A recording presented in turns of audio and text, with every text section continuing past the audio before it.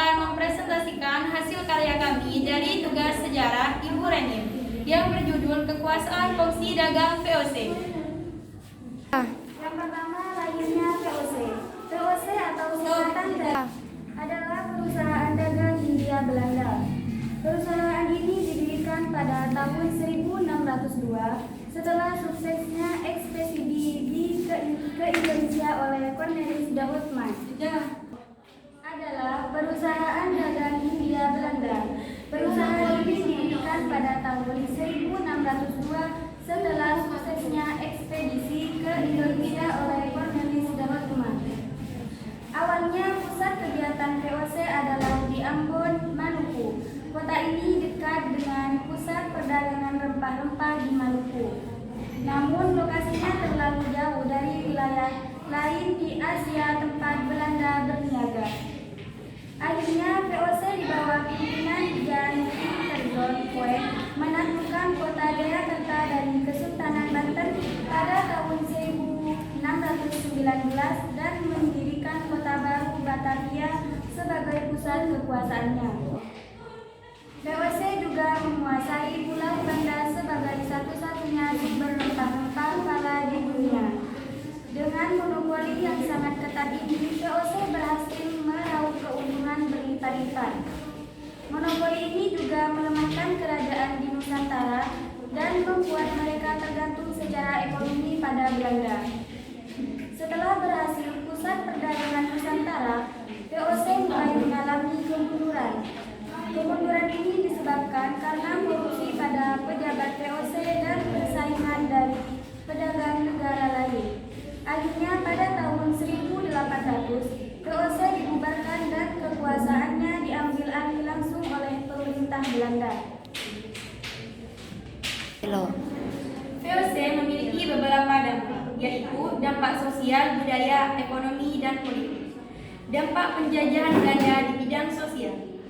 Adanya diskriminasi rasial dengan menggolongkan pendudukan di Indonesia ke dalam 3 golongan, yaitu golongan Eropa, bangsa Belanda dan Eropa lainnya, Amerika dan Jepang, yang dimasukkan ke golongan Eropa karena kuatnya pengaruh kekaisaran Jepang saat itu. Golongan Timur Asia, Cina, India, Arab, dan golongan pribumi, suku-suku asli Indonesia seperti Jawa, Sunda, Batak, Ambon, dan lain-lain. Penyederhanaan bahkan penghilangan tradisi seperti upacara dan tata cara di lingkungan istana.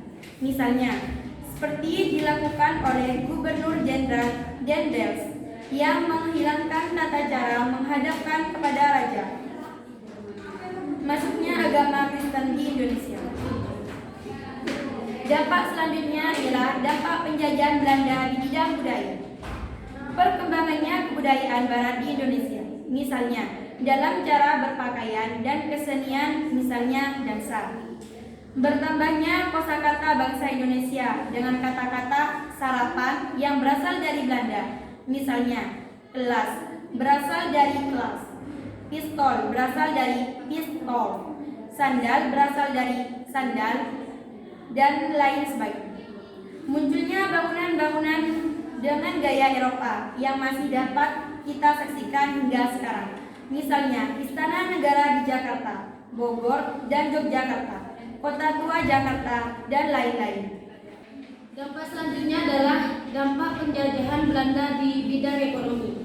Turunnya tingkat kesejahteraan rakyat Indonesia karena berbagai pemerasaan yang dilakukan Belanda seperti sistem tanam paksa, contohnya seperti kultur CLC, sistem penyerahan wajib hasil bumi atau disebut dengan fertilizer leverage, pajak tanah, contohnya seperti kontingen, monopoli perdagangan, kerja rodi, dan lain sebagainya.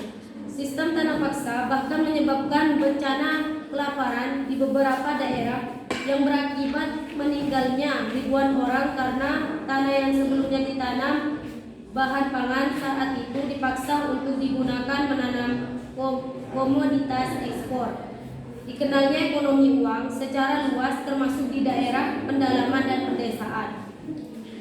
karena hasil paksa dan jasa tenaga kerja dibayar Belanda dengan menggunakan uang. Sistem ekonomi uang akhirnya menggantikan sistem barter dan subsisten yang sebelumnya ada di pedesaan. Dikenalnya tanaman-tanaman yang baru yang merupakan komoditas primadona dalam perdagangan internasional seperti tembakau, kayu manis, kopi, nila, dan lain-lain. Dampak selanjutnya, dampak penjajahan Belanda di bidang politik. Berkurangnya kekuasaan raja-raja lokal di Nusantara dan banyaknya intrik perubatan kekuasaan karena campur tangan Belanda. Modernisasi birokrasi di Indonesia, misalnya adanya pembagian Pulau Jawa menjadi 9 prefektur, semacam provinsi, dan 3 karesidenan, semacam penggabungan beberapa kabupaten di zaman Dendels, di mana prefek pemimpin prefektur bertanggung jawab langsung kepada gubernur jenderal. Model ini merupakan dasar pembentukan provinsi dan kabupaten Indonesia di masa kemerdekaan. Sistem penggajian pegawai yang menduduki jabatan dalam birokrasi, termasuk bupati. Setelah mendapat gaji, para bupati ini dilarang memiliki bisnis atau perdagangan sendiri dan harus berfokus mengurusi kehidupan masyarakat. Selanjutnya saya akan membahas keserakahan dan kekejaman VOC. VOC dengan seraganya berupa menguasai dan memonopoli perdagangan rempah-rempah di Indonesia, terutama perdagangan rempah-rempah di Kepulauan Maluku. Dalam upaya untuk monopoli perdagangan ini, VOC melakukan berbagai kekejaman seperti pelayaran wongi yang menghancurkan tanaman rempah-rempah rakyat, melancarkan peperangan untuk menaklukkan kerajaan di Nusantara yang melawan VOC, serta melakukan serangan kepada pedagang pesaing dari negara Eropa lain. Negara Eropa sengaja melakukan hal itu untuk merebut dan menghancurkan negara Indonesia. VOC memaksa setiap desa atau negeri di wilayah yang dikuasainya agar hanya menjual rempah-rempah kepada VOC saja. Negeri yang melanggar dan melakukan perdagangan bebas dengan pedagang dari negeri lain seperti Inggris akan ditindak oleh VOC dengan apa yang disebut pelayaran wongi. Desa yang melawan akan dihancurkan ladang rempah-rempahnya, lahan pertaniannya dibakar dan para penduduknya dibunuh. Selanjutnya saya akan membahas VOC gulung tikar. VOC gulung tikar disebabkan karena keuntungan dari perdagangan rempah-rempah selalu berkurang. Pada awalnya, VOC bisa mendapatkan keuntungan besar dari monopoli karena rempah-rempah hanya tumbuh di Kepulauan Maluku yang dikuasai VOC. Namun, Inggris dan Prancis berhasil menyelundupkan biji rempah-rempah dan menanamnya di koloninya. Ini membuat monopoli VOC hancur dan keuntungan VOC menurun. Karena keuntungan yang menurun, VOC kesulitan membiayai tentara bayaran dan perawatan berbagai benteng dan armada kapalnya, yang membuat kebangkrutan VOC semakin tak terelakkan. Jadi, kesimpulan dari pembahasan VOC yang dijelaskan pada bab terdahulu ialah ketika Mataram di bawah pemerintahan Sultan Agung, kerajaan ini benar-benar mencapai puncak kejayaan. Sultan Agung memberlakukan politik ekspansi sebagaimana yang dilakukan oleh kakeknya di berbagai wilayah pada masa Panembahan Senopati belum bisa terlaksana secara tuntas. Sultan Agung berhasil menguasai hampir seluruh Pulau Jawa, sedangkan pada masa pemerintahan Amang Furat muncul banyak pemberontakan. Hal ini dikarenakan sifat kepemimpinannya yang kejam dan kurang memperhatikan kepentingan rakyat.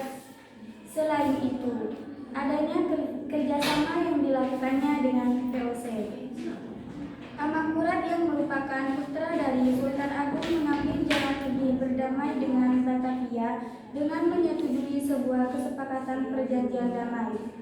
Banyak rakyat dan bangsawan yang tidak menyukainya sehingga berkorban suatu pemberontakan yang terbesar selama abad 17. Oke guys, cukup sekian presentasi dari kami tentang VOC. Apabila ada kesalahan kami mohon maaf. Assalamualaikum warahmatullahi wabarakatuh.